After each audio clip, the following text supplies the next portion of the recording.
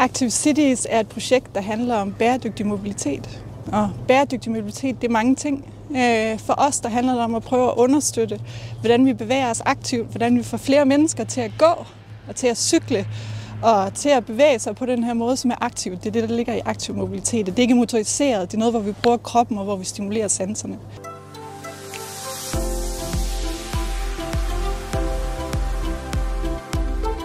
Støtte til et projekt af den her slags betyder jo alverden.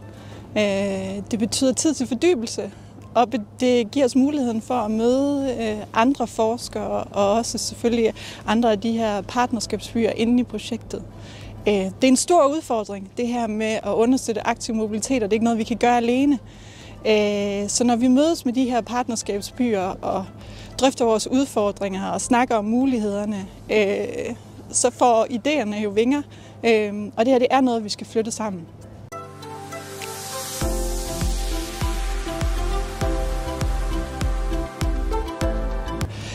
Så når vi mødes på tværs i partnerskabet, så kan vi drøfte de udfordringer.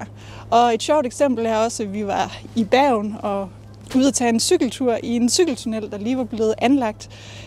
Og så får man ligesom taget udfordringerne og alle de her mere sådan teoretiske og begrebsmæssige ting inden omkring skrivebordet. Det får man taget ud og får et fælles møde og en oplevelse, når man cykler igennem sådan en tunnel.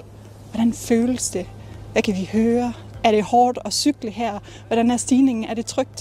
Så det der med at mødes rent fysisk og dele de her udfordringer og flytte en forståelse sammen, det giver det her med at mødes på tværs rig mulighed for.